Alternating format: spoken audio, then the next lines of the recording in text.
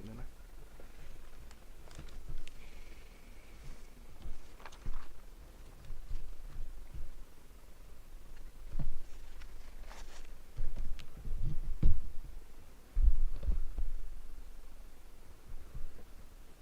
భారత్ మాతాకి, భారత్ మాతాకి. ఇప్పుడే భోజనం చేసి వచ్చాం కదా, ఒకసారి కొంచెం గట్టిగా మాట్లాడితే భారత్ మాతాకి, భారత్ మాతాకి. ఉస్మాన్ యూనివర్సిటీ అంటే ఆ మాత్రం గట్టిగా ఉండకపోతే కష్టం అనిపిస్తుంది. ఈరోజు ఈ కార్యక్రమాన్ని నిర్వహిస్తున్నటువంటి మార్టిస్ మెమోరియల్ రీసెర్చ్ ఇన్స్టిట్యూట్ వారికి ముందుగా అభినందనలు, కృతజ్ఞతలు తెలుపుతున్నాను. నిజానికి ఈ దేశంలో భారత గడ్డపైన పేదరికాన్ని బేస్ చేసుకొని లేదా పేదరికం అనే పేరు చెప్పుకొని పెద్ద ఇండస్ట్రీ నడుస్తోంది. ప్రపంచంలో ఎక్కడా లేనంత పెద్ద ఇండస్ట్రీ ఇక్కడ నడుస్తోంది. నిజానికి పేదరికము, నిరక్షరాస్యత, ఈ దేశం చాలా వెనుకబడిన దేశము. ఇక్కడ అసలు ఏమీ ఈ దేశానికంటూ అసలు ఒక చరిత్రే లేదు. ఇదంతా కూడా కేవలం ఎవరో బ్రిటిష్ వాళ్ళు వచ్చిన తర్వాత కొన్ని టెక్నాలజీని మనకు అందించారు, లేకపోతే ఇస్లామిక్ దండయాత్రల తర్వాత అంతో ఇంతో కల్చర్ నేర్పారు, మనకు భోజనం నేర్పింది వాళ్ళే, తినడం నేర్పింది వాళ్ళే, ఎలా పండించుకోవాలో నేర్పింది వాళ్ళే, అసలు ఏం చేయాలన్నా కానీ నేర్పిందంతా కూడా బయట వాళ్ళే. ఇదంతా కూడా ఒక పాములాడించుకునే దేశము అనే ఒక దృక్పథంతో ఈ దేశం స్వాతంత్రం వచ్చిన తర్వాత తన ప్రస్థానాన్ని మొదలు పెట్టింది అంటే నిజంగా ఆశ్చర్యం కలుగుతుంది. అంటే ఫౌండింగ్ ఫాదర్స్ అంటారు. 1947లో భారతదేశానికి ఇండిపెండెన్స్ వచ్చిన తొలినాళ్లలో మన దేశం పట్ల మన ఫౌండింగ్ ఎవరైతే నెహ్రూ గారు ఉన్నారో, నెహ్రూ గారి దృక్పథం చూస్తే ఇది అర్థమైపోతుంది చాలా క్లియర్గా. నిజానికి ఒక సుదీర్ఘమైన చరిత్ర ఉంది, అత్యద్భుతమైనటువంటి ఈ భారతదేశానికి సంస్కృతి ఉంది. ప్రపంచాన్ని శాసించే స్థాయిలో ఉండేటువంటి ఆర్థిక వనరులు మన దగ్గర ఉండేవి. ఆర్థికంగా చూసినా కూడా యాంగస్ మ్యాడిసన్ సర్వే చెప్తుంది, ఆయన ఒక రిపోర్ట్ రాశారు, యుఎస్కి సంబంధించినటువంటి వ్యక్తి. ఆయన రాసింది ఏంటంటే, నిజానికి ఇస్లామిక్ దండయాత్రలు మొదలు కాక ముందు వరకు, అంటే ఇస్లామిక్ దండయాత్రలు మొదలైన తొలినాళ్ల వరకు కూడా భారతదేశము ప్రపంచపు జీడిపిలో 35% పైగా కాంట్రిబ్యూట్ చేసింది. అంటే ప్రపంచం మొత్తానికి ఉన్న జీడిపిలో భారతదేశము, చైనా కలిపితే 60% ఆఫ్ ద జీడిపి మనమే కాంట్రిబ్యూట్ చేసేవాళ్ళం. ఇప్పుడు ఈరోజు మాట్లాడుతున్న బ్రిటన్లు, యుఎస్లు, జపాన్లు, ఈ దేశాలు ఏవి కూడా చిన్న చిన్న దేశాలుగా ఉన్న పరిస్థితి ఆర్థికంగా. సో అట్లాంటి ఒక ఆర్థికంగా గొప్ప స్థాయిలో ఉన్న దేశము, ఇంకా చెప్పాలంటే విజ్ఞానం పరంగా గొప్పగా ఉన్న దేశము, సాంకేతిక పరిజ్ఞానం ఎప్పుడో పాతకాలంలో ఉన్నటువంటి ఋషులు మునులు చెప్పిన సాంకేతిక పరిజ్ఞానం ఉన్న దేశంలో నిజానికి 1947 తర్వాత ఒక్కసారిగా ఇండిపెండెన్స్ వచ్చిన తర్వాత ఈ దేశానికి ఏమీ చరిత్ర లేదు, ఇదంతా పేదరికము, నిరక్షరాస్యత అన్న భావనల్ని క్రియేట్ చేశారు. అక్కడ మొదలైంది అసలు సమస్య. ఈ నక్సల్ సమస్య కానివ్వండి, లేకపోతే కశ్మీరీ టెర్రరిజం కానివ్వండి, ఇంకోటి కానివ్వండి, వీటన్నిటికీ పేదరికానికి, నిరక్షరాస్యతకు ముడిపెట్టి ఈ దేశంలో ఇంకేమీ జరగదు అనే ఒక దృక్పథాన్ని క్రియేట్ చేసి అప్పటికే దోచుకుపోయిన వాళ్ళని మనం విలన్లుగా, లేకపోతే వాళ్ళని మనం పట్టించుకోకుండా చేసి మనలో మనకే ఆత్మ న్యూనతాభావం వచ్చేలా చేసి మనకే ఒక సెల్ఫ్ డిఫెన్సివ్ ఆలోచనలోకి వెళ్ళిపోయి నీకెవర్రా అసలు నీ దేశాన్ని ఎవర్రా నాశనం చేసింది అని అంటే, ఏ ఇస్లామిక్ దండయాత్రల వల్లనో లేకపోతే బ్రిటిషర్ల వల్లనో కాదు, నా దగ్గర ఉన్న ఈ పక్కన ఉన్నటువంటి ఆ పలానా కులం వాళ్ళ వల్ల మాకు నాశనం అయింది, ఆ కులం వాళ్ళు మనకు థ్రెట్, ఈ పలానా వాళ్ళ వల్ల ఈ దేశం అన్యాయానికి గురైంది అనే ఒక భ్రమని, ఒక అబద్ధాన్ని అదే పనిగా ప్రచారం చేశారు, దానిలో సక్సెస్ అయ్యారు. దాని ఫలితమే ఈరోజు నక్సలిజము, ఇంకోటి. సరే, నేను ఇప్పుడు ఇక్కడ చరిత్రలోకి వెళ్ళి మాట్లాడదలుచుకోలేదు, దీని అన్నిటికీ ఆధారాలతోనే మాట్లాడతాను. ఇవాళ నాకు ఇచ్చిన సబ్జెక్టు మావోయిస్టులకు సంబంధించి వాళ్ళు చెప్పే ఆర్గ్యుమెంట్స్ కొన్ని ఉన్నాయి. ప్రొఫెసర్ అరగోపాల్ గారు కావచ్చు, లేకపోతే సోకాల్డ్ మేధావులు ఎవరైనా సరే మావోయిస్టులకు తరపున మాట్లాడుతున్న వాళ్ళు చేసే ఆర్గ్యుమెంట్స్ ఏంటంటే, నెంబర్ 1, పర్యావరణాన్ని పరిరక్షించడం కోసం అక్కడున్న, అంటే దండకారణ్యంలో లేకపోతే అడవిలో ఉన్నటువంటి ట్రైబల్స్, గిరిజనుల హక్కుల్ని పరిరక్షించే పోరాటమే నక్సలిజము అని. సో అడవి ఏదైతే ఆ పర్యావరణం కోసం, ముఖ్యంగా అడవిని కాపాడడం కోసం, అడవిలో ఉన్నటువంటి ఖనిజాల్ని, సహజ వనరుల్ని కార్పొరేట్లకు అందించడం కోసం ఆ కార్పొరేట్లకు దోచిపెట్టడం కోసం అక్కడ ఉన్నటువంటి ట్రైబల్స్ని బయటకు తరిమేస్తున్నారు, నక్సల్స్ని కాదు. నక్సలైట్స్ అంటే లేదా మావోయిస్టులు అంటే మావోయిస్టులు అది వేరే సమస్య అనకుండా మావోయిస్టులే ట్రైబల్స్ మావోయిస్టులు కలిసి ఒక మావోయిస్టు ఉద్యమంతో చేస్తూ వీళ్ళందరూ పోరాడుతూ ఉన్నారు. వీళ్ళను బయటకు పంపిస్తే అడవిని అమ్మేసుకోవచ్చు. ఇది సోకాల్డ్ మేధావులు చేస్తున్నటువంటి ఆర్గ్యుమెంట్. నిజానికి పర్యావరణాన్ని ఎవరు నాశనం చేస్తారు, ఎవరు కాపాడుతారు అంటే అడవి బిడ్డలు అనే ఒక మాటని మనం చిన్నప్పటి నుంచి వింటున్నాం. అడవి బిడ్డలు ఎవరు అనంటే అడవి బిడ్డలు అనంటే మావోయిస్టులు అనే ఒక వెంటనే ఒక ఒక ఒక దాన్ని సినానిమ్ వచ్చేలాగా మనల్ని నడిపించారు. చిన్నప్పుడు నేను కూడా ఇదే పల్లెటూళ్ళలో పుట్టినవాడిని. నేను కూడా ఇదే కరీంనగర్ జిల్లాలో సిరిసిల్ల దగ్గర ఒక ఆవునూరు అనే గ్రామంలో నేను జన్మించాను. నేను కూడా ఈ నక్సల్ మూమెంట్ని వీటన్నిటిని నేను దగ్గర నుంచి చూసినవాడిని. చిన్నప్పుడు ఒక రకమైన ఫ్యాసినేషన్ కూడా ఉండేది. అంటే ఏదో అన్యాయం జరిగితే ఇంకెవరో వచ్చి మనల్ని రక్షిస్తారు అంటే ఒక రాబిన్ హుడ్ థియరీ అనమాట. ఎక్కడో ఏదో అన్యాయం జరిగితే ఒక నక్సలైట్ వస్తాడు, నక్సలైట్ వచ్చి తను న్యాయం చేస్తాడు అని. కొన్ని సందర్భాల్లో కొన్ని నిజాలుగా జరిగిన సందర్భాలు ఉండవచ్చు కాకపోతే రాజ్యాంగబద్ధమైన హక్కుల్ని, రాజ్యాంగాన్ని విశ్వసించని వ్యక్తులు, రాజ్యాంగానికి లోబడని వ్యక్తులు, వాళ్ళు ఒక సపరేట్ రాజ్యాన్ని క్రియేట్ చేస్తామన్న వ్యక్తులు ఈ మానవ హక్కులు పౌర హక్కులు అంటారేంటి అనే ప్రశ్న నేను జర్నలిజంలోకి వచ్చినప్పుడు అర్థమైంది. నేను 2008లో జర్నలిజంకి వచ్చిన కొత్తల్లో పౌర హక్కులు అనే మాట మాట్లాడుతున్నప్పుడు నిజానికి నా క్వశ్చన్ ఏంటంటే పౌర హక్కులు అని అంటారు కదా, హక్కులు ఎక్కడుంటాయి సార్? ఇది నా ప్రశ్న ఒక మేధావిని. హక్కులు అంటే ఏ హక్కులు సార్ అని అంటే రాజ్యాంగం కల్పించిన హక్కులు. రాజ్యాంగం ఏ హక్కులు కల్పించిందో ఆ హక్కుల్ని పరిరక్షించడం కోసం ఈ పర్టికులర్ పౌర హక్కుల విభాగం పనిచేస్తుంది అనేది ఆ మేధావి గారి సమాధానం, రైట్? బట్ మరి రాజ్యాంగాన్ని నమ్మని వాళ్ళు, రాజ్యాంగానికి వ్యతిరేకంగా లేదా రాజ్యాంగం బూర్జువా రాజ్యాంగం అని చెప్పి కొత్త రాజ్యం కావాలని పోరాడుతున్న వాళ్ళకి ఈ హక్కులు ఎలా వర్తిస్తాయి? ఇది నా రెండో ప్రశ్న. మానవ హక్కులు అంటాం మనం. మానవ హక్కులు నిజంగా రాజ్యాంగాన్నే విశ్వసించని వాడికి, రాజ్యాంగానికి వ్యతిరేకంగా పోరాడతామనే వాడికి, ఈ రాజ్యాంగం కాదు నాకు ఒక కొత్త రాజ్యం కావాలి అనేవాడికి ఈ రాజ్యాంగం కల్పించే హక్కుల్ని ఎలా ఆపాదిస్తున్నారు? ఓటు హక్కు, ఓట్లను వేయకూడదు అంటే ప్రజాస్వామ్య దేశంలో ఓటు ద్వారా ఎన్నిక కాపాడాలి, ఆ వ్యక్తికి అధికారం కట్టబెట్టాలనేది మన రాజ్యాంగం చెప్తుంది. పార్లమెంటరీ ప్రజాస్వామ్య వ్యవస్థ మనది. సో ఆ పార్లమెంటరీ ప్రజాస్వామ్య వ్యవస్థలోని కీలక ప్రక్రియ ఎన్నికల ప్రక్రియనే మేము బహిష్కరిస్తామనే వాడికి మళ్ళీ ఈ రాజ్యాంగము, మళ్ళీ పార్లమెంటు, మళ్ళీ చట్టాలు ఇవన్నీ ఇట్లుండాలి అట్లుండాలి అని అంటే ఇది అసలు కాంట్రడిక్షన్ కదా ఒకదానికొకటి అని ప్రశ్న అడిగితే లేదు లేదు అది వేరు ఇది వేరు, మీరు విశ్వసిస్తున్నారు కదా మేము విశ్వసించట్లేకపోతే మీరు విశ్వసిస్తున్నారు కాబట్టి మీరు అమలు పరచాలి అని అంటాడు. ఇది ఆయన లాజిక్. జనశక్తి గ్రూపు ఇట్లా రకరకాల గ్రూపులు ఉండేవి. ఇవన్నీ కలిపేసి 2004 తర్వాత ఒక చర్చల సమయంలో అనుకుంటాను నాకు సబ్జెక్టివ్ కరెక్షన్ మావోయిస్టులు అనే ఒక బాటని ఎక్కువగా ప్రాచుర్యంలోకి తీసుకొచ్చారు. మావోయిస్ట్ అంటే ఏంటి? మావో భావజాలాన్ని ప్రోధి చేసుకొని దాన్ని ఆచరణలోకి తెస్తున్న వ్యక్తి, రైట్? సో మావోయిస్ట్ అంతే కదా, మావో భావజాలం. ఇప్పుడు వీళ్ళు ఏం చెప్తున్నారు? పర్యావరణాన్ని పరిరక్షించే అడవి బిడ్డలు అంటున్నారు, రైట్? పర్యావరణాన్ని, అడవిని లేకపోతే ఫారెస్ట్ని వీటన్నిటిని కాపాడడం కోసం చేస్తున్నారు అంటున్నారు. నిజానికి ఒకసారి నేను వెనక్కి వెళ్ళి ఒకసారి రీసెర్చ్ చేద్దామని అసలు మావో ఏం చేశాడు పర్యావరణం విషయంలో లెట్స్ సీ అనుకున్నాను. మావో జెడాంగ్ తను చైనాలో సింగిల్ పార్టీ వ్యవస్థ, కమ్యూనిస్ట్ పార్టీ వ్యవస్థ ఏర్పడిన తర్వాత మావో జెడాంగ్ నేతృత్వంలో 1958 నుంచి 62 మధ్య, మిత్రులారా ప్లీజ్ నోట్ ఇట్ డౌన్, నిజంగా చెప్తున్నాను ఇది చాలా ఇంపార్టెంట్, ఈ నేరేటివ్ బయటకు వెళ్ళాలి.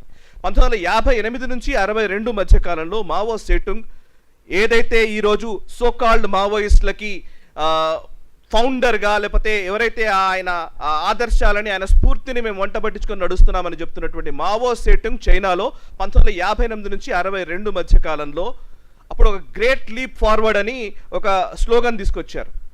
అంటే ఒక దుంకుతో మనము గొప్ప దేశంగా ఎదగాలి అని. ఆ గ్రేట్ లీప్ ఫార్వర్డ్లో భాగంగా ఆయన తీసుకొచ్చిన వాటిల్లో మొట్టమొదటి అంశం ఏంటి తెలుసా? డీఫారెస్టేషన్, అంటే అడవుల్ని నరికేయడం. అది పాలసీగా పెట్టుకున్న అంశం మావో జెడాంగ్. అసలు అడవులు ఉండకుండా డీఫారెస్టేషన్, మీరు గూగుల్ చేస్తే దొరుకుతుంది. ప్రతి దానికి ఆధారాలతోనే మాట్లాడతాను, ఆధారం లేకుండా మాట్లాడను. డీఫారెస్టేషన్ అనేది మొట్టమొదటి పాలసీ మావో జెడాంగ్ తీసుకున్న దాంట్లో గ్రేట్ లీప్ ఫార్వర్డ్లో. ఇండస్ట్రియలైజేషన్. రెండో అంశం ఏంటి తెలుసా? రెండో అంశం ఏంటంటే ద 4 పెస్ట్ క్యాంపెయిన్ అని చేశాడు. 4 పెస్ట్ క్యాంపెయిన్. అంటే 4 జీవుల్ని చంపేయాలి. ఒకటి పిచ్చుకల్ని పూర్తిగా చంపేయాలి. 2 ఎలుకలు, 3 ఈగలు, 4 దోమలు. 4 పెస్ క్యాంపెయిన్, ద 4 పెస్ క్యాంపెయిన్ అని తీసుకున్నారు. 58లో తీసుకున్నది ఇది. అంటే వీటన్నిటి విధ్వంసం చేస్తే మనకు ప్రొడక్షన్ పెరుగుతుంది అనేది ఒక దుర్మార్గపు కాదు, తెలివి తక్కువ ఆలోచన. పర్యావరణం గురించి మాట్లాడే ఈ సోకాల్డ్ అడవి బిడ్డలు అదే పర్యావరణానికి మావో జెడాంగ్ ఏం చెప్పాడో చెప్పడం కోసమే ఈ నెంబర్స్ చెప్తున్నాను నేను. అదే పర్యావరణానికి సంబంధించి మావో జెడాంగ్ టైంలో ఈ 4 చేయడం వల్ల మనము ప్రొడక్షన్ పెంచుతాము. అంటే ఇప్పుడున్న మన పొలాల్లో పొలాల ప్రొడక్షన్ ఉత్పాదకత పెరగాలి అని అంటే కనుక, పెరగాలంటే ఏం చేస్తున్నాము మనం పెంచుతున్నాం. కానీ ఈ ఎలుకలు, ఈ పిచ్చుకలు, లేకపోతే ఈ వీటి వల్ల సగం ప్రొడక్షన్ తగ్గుతోంది, ఉత్పాదకత. దీన్ని మనం పెంచుకోవాలంటే వీటిని చంపేయాలి అనే ఒక తెలివి తక్కువ ఆలోచనతోటి దేశవ్యాప్తంగా పాలసీ పెట్టుకొని చంపించిన తర్వాత ఏమైంది అని అంటే క్షామం వచ్చింది, అక్కడ కరువు వచ్చింది, విపరీతమైన ద గ్రేట్ ఫెమిన్ అంటారు. విపరీతమైన కరువు వచ్చింది, లక్షల మంది చనిపోయారు. ప్రొడక్షన్ పెరగడం కాదు, ప్రొడక్షన్ పూర్తిగా పడిపోయింది. బయోడైవర్సిటీ పూర్తిగా దెబ్బతింది, జీవ వైవిధ్యం దెబ్బతింది. దీంతో చైనాలో ఒక దారుణమైన పరిస్థితి వచ్చింది. తర్వాత దాని నుంచి బయటపడడానికి కొన్ని సంవత్సరాలు పట్టింది. వాళ్ళ దృష్టిలో మనుషులు చచ్చిపోతే పెద్ద లెక్కనే కాదు, లక్షల మంది చనిపోయారు గ్రేట్ ఫెమిన్లో. 1,00,000 మంది చనిపోయినా వాళ్ళకి పెద్ద లెక్క కాదు. వాళ్ళకి ఈవెన్ కరోనా లాంటివి ఇవి కూడా పెద్ద లెక్క కాదు వాళ్ళకి. సో మనుషులు చనిపోవడం పెద్ద విషయం కాదనమాట. నిజానికి చైనీస్ థియరీ, ఇందాక నేను చెప్పాను కదా, భారత్ చైనా రెంటి జీడిపి ప్రపంచ జీడిపిలో 60% ఉండేది యాంగస్ మ్యాడిసన్ రిపోర్ట్ ప్రకారం, ఎప్పుడు ఇస్లామిక్ ఇన్వేషన్స్ కంటే ముందు. అట్లాంటి చైనా, నిజానికి చైనా చాలా గొప్ప కల్చరల్ బ్యాక్గ్రౌండ్ ఉన్న దేశమే అది, దాంట్లో ఏం డౌట్ లేదు. ఈ కమ్యూనిస్టులు వచ్చిన తర్వాత నాశనమైంది అది. నిజానికి కమ్యూనిస్ట్ వాళ్ళ ఆలోచనలు చూస్తే కూడా మన బుద్ధిస్ట్ ఆలోచనలు కావచ్చు, కన్ఫ్యూషియస్ థియరీ కావచ్చు, అద్భుతంగా ఉండదు వాళ్ళ ఫిలాసఫీ. నిజానికి చైనాకు సంబంధించిన ఫిలాసఫీలోని పర్యావరణానికి సంబంధించి ఎవరి ఫిలాసఫీ ఏంటి అనేది చెప్తున్నాను. కన్ఫ్యూషియస్ థియరీ ప్రకారం పాత చైనాలో ఒక సామెత ఉండేది, అప్పట్లో ఉండే సామెతనే. ఆ సామెత ఏంటంటే టిఆర్ఎన్ హెయ్ అంటారు, అంటే చైనీస్ భాషలో. దాని అర్థం ఏంటంటే the integration of humanity and nature. అంటే ప్రకృతి మనిషి సహజీవనం చేయాలి, రెండు సమగ్రంగా సమానత్వంతో ఉంటేనే, ఆ సమతుల్యత ఉంటేనే ఈ ప్రపంచం బాగుంటుంది అనే సిద్ధాంతం కన్ఫ్యూషియస్ కాలం నాటి థియరీ. బట్ మావో వచ్చాక ఏం చేశాడు తెలుసా? మావో థియరీ ఏంటంటే రెండింగ్ షెంగ్టియాన్, అంటే man must conquer the nature. ప్రకృతిని ఆక్రమించుకోవాలి, ప్రకృతిని తన అధీనంలోకి తీసుకోవడమే మనిషి లక్ష్యము అని మావో మాట్లాడాడు. అంటే అంతకు ముందేమో ప్రకృతి మనిషి సమతుల్యత పాటించాలనేది. ఇది నిజానికి భారతీయ సంస్కృతి కూడా ఇదే చెప్తోంది.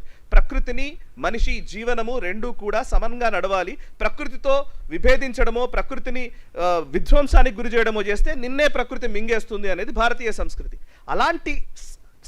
అలాంటి సారూప్యత కలిగినటువంటి థియరీయే చైనాలో కూడా ఉండేది. కానీ మావో వచ్చిన తర్వాత దానికి పూర్తి విభిన్నమైన ధోరణి తీసుకున్నాడు. Man should conquer the nature అని.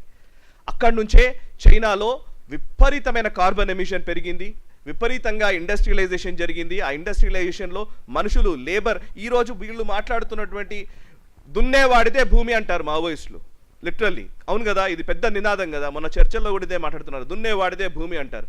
ఏది మీ మావో స్థాపించినటువంటి చైనాలో దున్నేవాడిదే భూమి ఉందా అడగండి.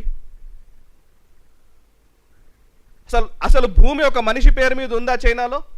మొత్తం ప్రభుత్వ అధీనంలో ఉంటుంది.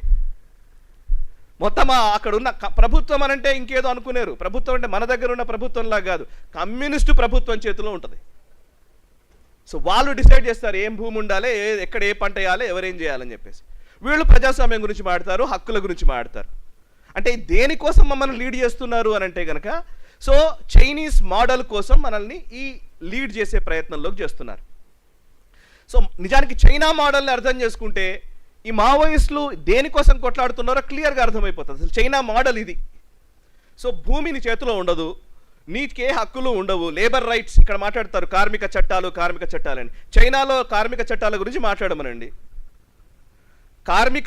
కార్మికులకు వేతనాలు చాలా చీప్ లేబర్ చైనాలో దొరుకుతుంది కాబట్టి అమెరికా ఇబ్బడి ముబ్బడిగా పరిశ్రమలను అక్కడ పెట్టింది. టెస్లాలు, యాపిల్లు ఇవన్నీ పెట్టి అక్కడ చేస్తుంది అక్కడే.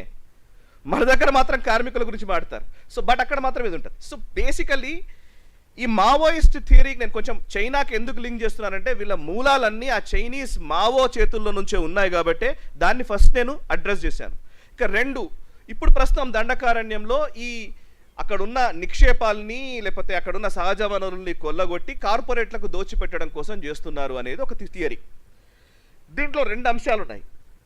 నిజానికి పర్యావరణం పేరిట ఒక పెద్ద ఇండస్ట్రీ నడుస్తోంది ఇక్కడ. పేదరికము, నిరక్షరాస్యత, పర్యావరణము ఇట్లాంటి అంశాల చుట్టూతానే ప్రపంచము కొన్ని బిలియన్స్ ఆఫ్ డాలర్స్ ట్రాన్సాక్షన్స్ జరుగుతున్నాయి. అందులో పేదరికము అన్నామనుకోండి, నిజానికి ఇప్పుడు మనము పర్యావరణము అన్నామనుకోండి, పర్యావరణము పాడైపోతుంది. సో ఈ అభివృద్ధి చెందే దేశాల వల్ల ఇప్పుడు ఈ భారత్ లాంటి దేశం వల్ల కార్బన్ ఎమిషన్ పెరుగుతుంది అని అంటారు. ఓకే, పర్యావరణం బాగున్న దేశాలు అంటే పర్యావరణం అద్భుతంగా ఉన్న దేశాల్ని ఈ సోకాల్డ్ ప్రపంచ దిగ్గజ కంపెనీలు వదిలిపెట్టాయా? ఆఫ్రికా దేశాల్లో విపరీతమైనటువంటి ప్రకృతి ఉంటుంది, పచ్చని ప్రకృతి, పచ్చని అడవులు అన్నీ ఉంటాయి. దాన్ని వదిలారా?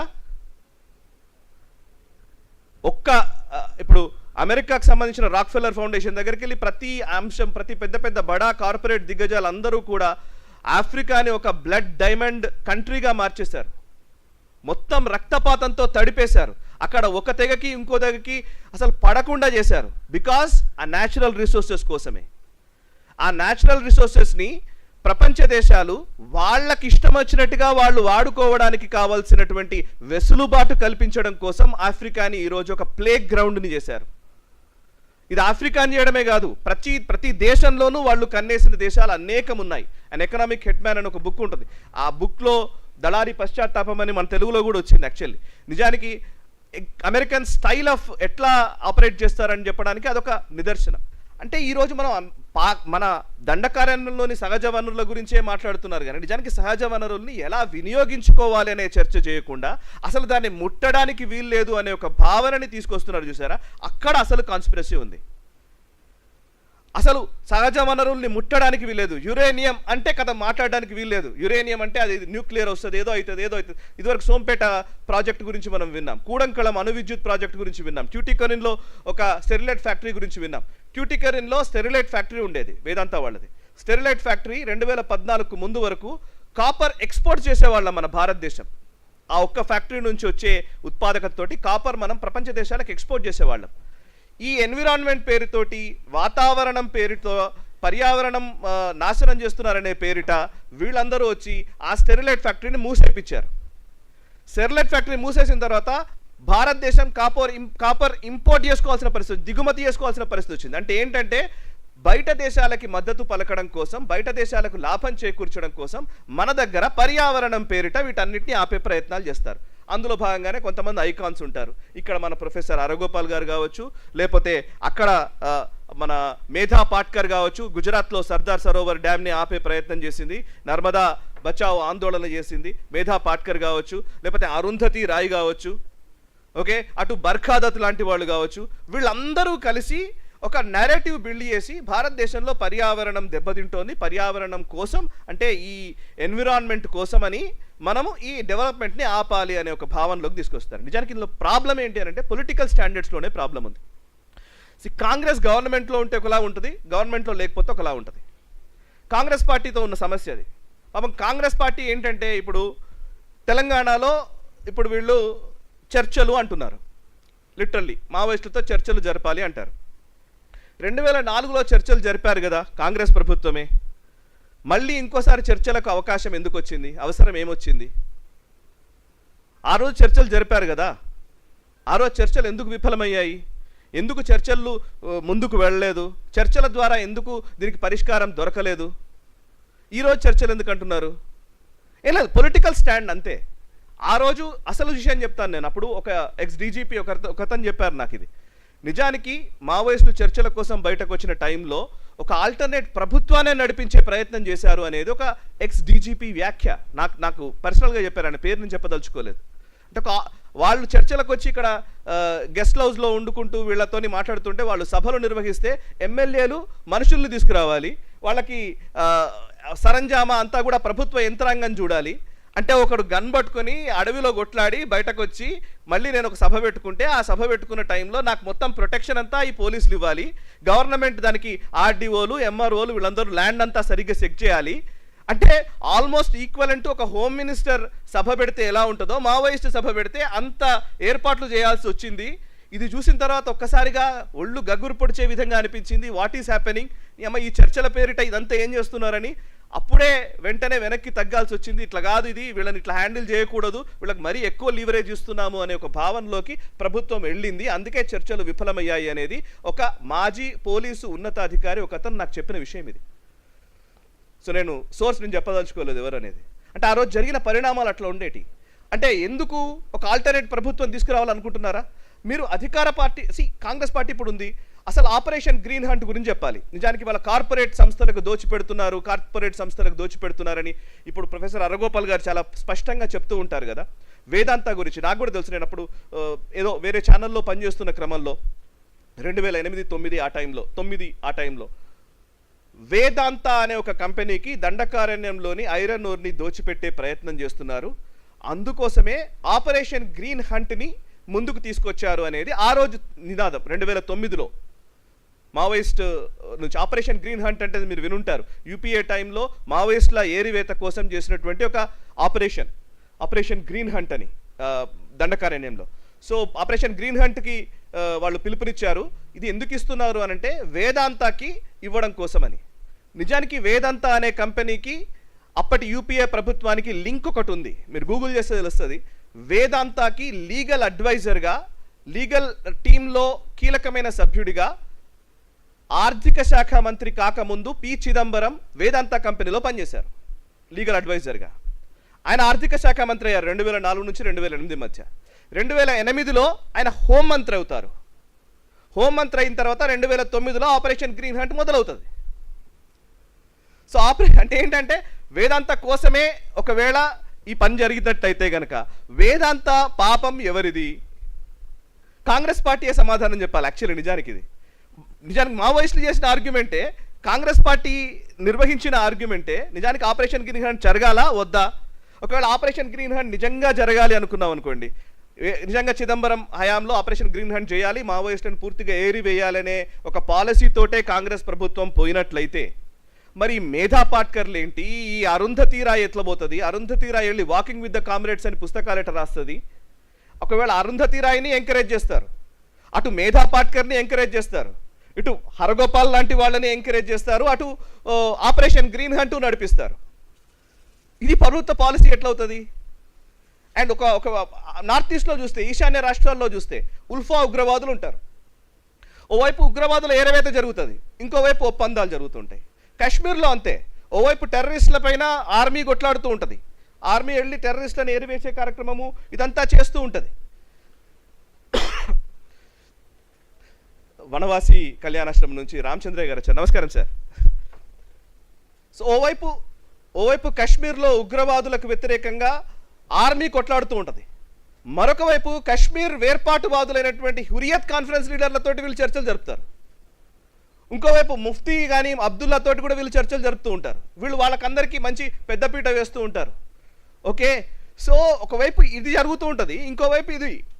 ఓవైపు ఈశాన్య రాష్ట్రాల్లో ఉన్న ఉగ్రవాదుల్ని తుదముట్టించడం కోసం ఆర్మీ పనిచేస్తూ ఉంటుంది, ఇంకోవైపు వీళ్ళు అకార్డ్ చేసుకుంటారు, ఒప్పందాలు చేసుకుంటూ ఉంటారు. పొలిటికల్గా మనకు ఇంపార్టెన్స్ ఉండాలని.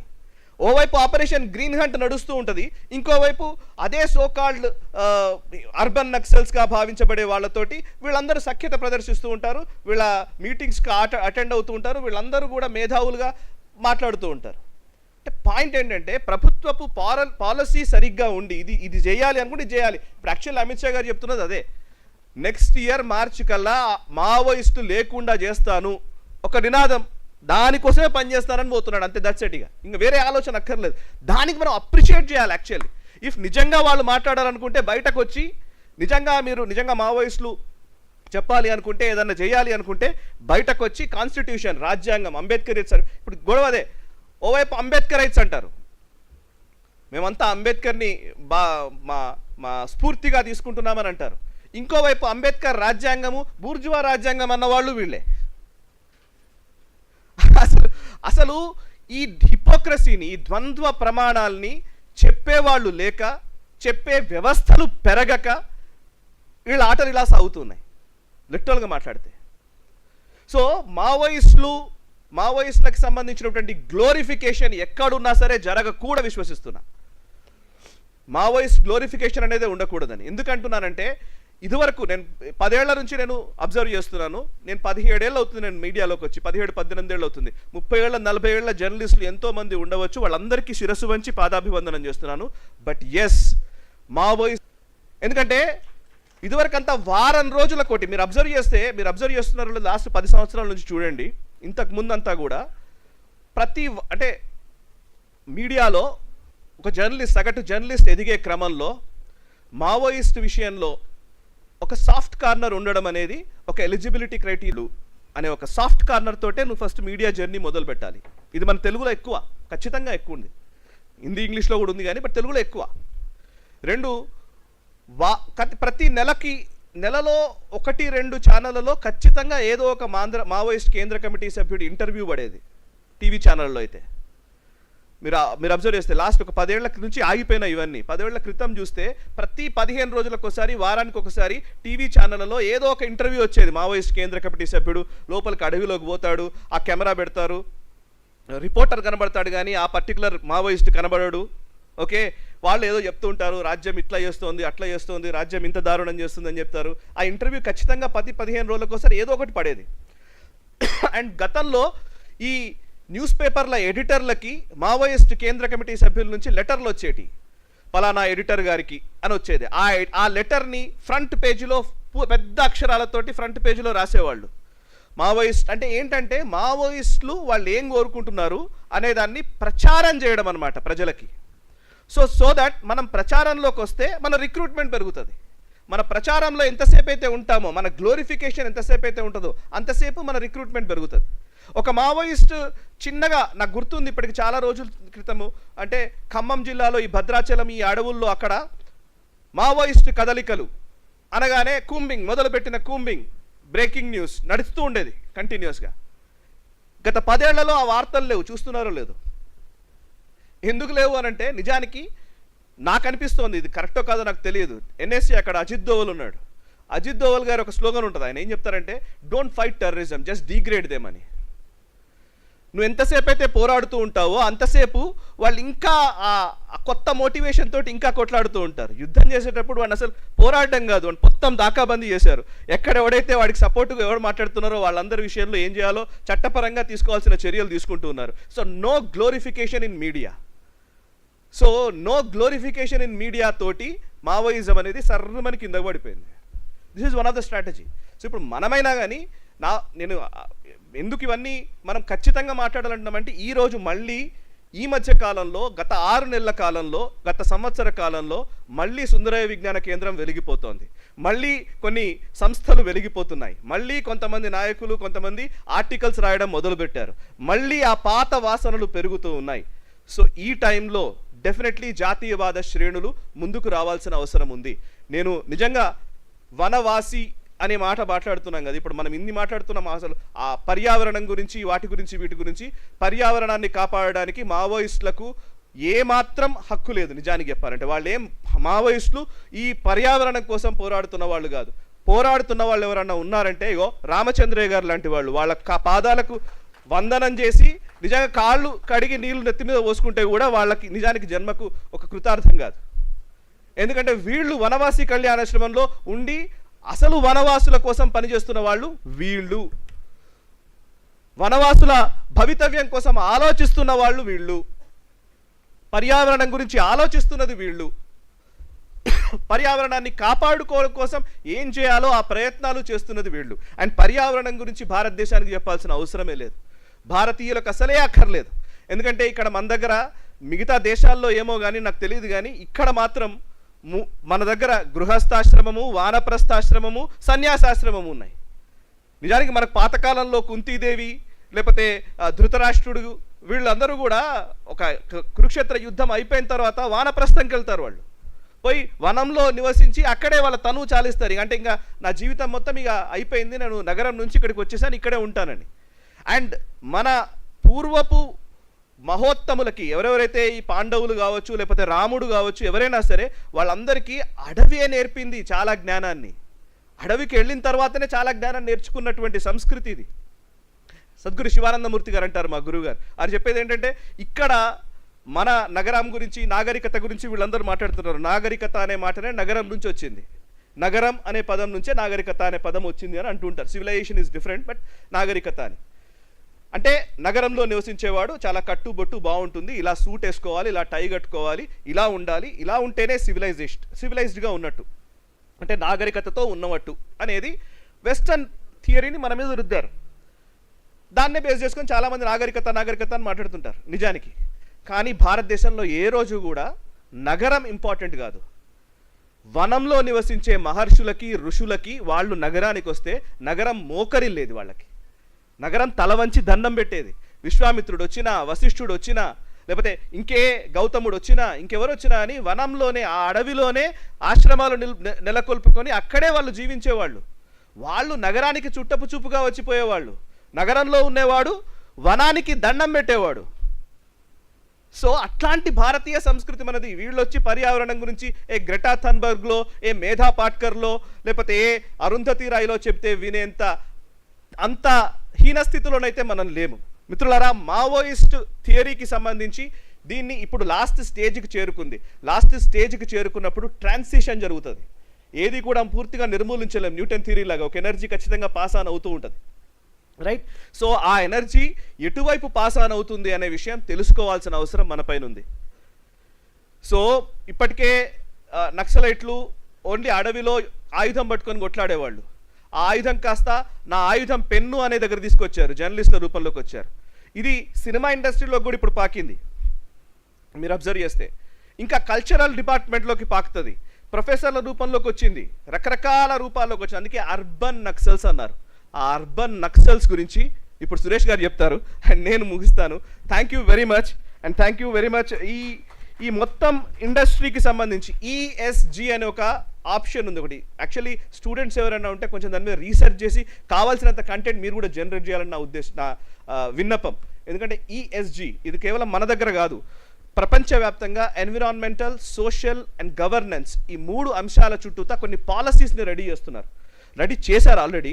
ఇప్పుడు పెద్ద పెద్ద బడా కార్పొరేట్ సంస్థలు కూడా ఈ ఈఎస్జి గైడ్ లైన్స్కి అనుగుణంగానే పనిచేయాలి, లేకపోతే వాళ్ళకు రేటింగ్స్ రాకపోతే బ్యాంక్ లోన్స్ రావు, అటు ఇన్వెస్ట్మెంట్లు రావు. ఇన్వెస్ట్మెంట్ ఫండర్స్ కావాలన్నా ఇంకోటి కావాలన్నా ఈ ఈఎస్జి గైడ్ లైన్స్ చాలా ఇంపార్టెంట్. ఈ ఈఎస్జి పేరిట ఎన్విరాన్మెంటల్, సోషల్, గవర్నెన్స్, ఇంకోవైపు డిఈఐ, డైవర్సిటీ, ఈక్విటీ, ఇంక్లూజన్ ఇట్లాంటి పదాలను పెట్టి ఈ లెఫ్ట్ మేధావులందరూ కూడా ఒక పెద్ద కార్యాచరణ రూపొందించి ప్రపంచ దేశాల మీద రుద్దుతూ ఉన్నారు. సో వాటి గురించి కొంత రీసెర్చ్ చేయాల్సిన అవసరం ఉంది. అండ్ ఈఎస్జిని బేస్ చేసుకునే ఇప్పుడు మన దగ్గర కూడంకుళంలో అణు విద్యుత్ కేంద్రం పెట్టుకున్నాం. నిజానికి రష్యాతో మన ఒప్పందం, కూడంకుళం అణు విద్యుత్ కేంద్రం. 25 ఏళ్ళు దాన్ని ఆపారు పర్యావరణం పేరిట. ఎవరు ఆపారు? రష్యాతో ఒప్పందం కాబట్టి పర్యావరణం పేరిటే, సేమ్ అన్నిటికీ సేమ్ కాజ్, పర్యావరణం పేరిట రష్యాతో ఒప్పందం కాబట్టి అమెరికన్ ఇంట్రెస్ట్లు ఉంటాయి, సిఐఏ ఇంట్రెస్ట్లు ఉంటాయి, నార్వేకి ఫండ్ చేస్తున్నటువంటి ఎన్జిఓలు ఇక్కడ పర్యావరణం పేరిట దీన్ని ఆపుతాయి. ట్యూటికోరిన్లో మనము ఫ్యాక్టరీ, ఇందాక చెప్పిన కాపర్ ఫ్యాక్టరీ ఉంటే పర్యావరణం పేరిట చైనా ఇంట్రెస్ట్లు ఉంటాయి. ఎందుకు చైనా ఇంట్రెస్ట్లు ఉంటాయంటే ఇక్కడ కాపర్ ఆపేసామనుకోండి, చైనా నుంచి ఇంపోర్ట్ చేసుకుంటాం మనం కాపర్ తగ్గితే. సో ఇట్లా ప్రతి ప్లేస్లో ఇప్పుడు ఒకవైపు వెస్టర్న్ దేశాలు, ఇంకోవైపు యూరోపియన్ దేశాలు, అటు అమెరికా, ఇటు యూరోపియా దేశాలు, ఇటు చైనా, అటు రష్యా, ఎవరి ఆటలో వాళ్ళు ఉన్నారు. ఈ ఆట మధ్య మన దగ్గర ఉన్న ఈ సోకాల్డ్ అర్బన్ నక్సల్, సోకాల్డ్ పీపుల్ని మనం గుర్తించకపోతే మనము ఆ ఆటలో భాగమవుతాం, ఆటని గెలవలేం. సో గెలవాలంటే ఫస్ట్ ఇక్కడున్న వాళ్ళని ఫైండ్ అవుట్ చేసుకోవాలి. అదేదో సురేష్ గారు చెప్తారు. Thank you very much.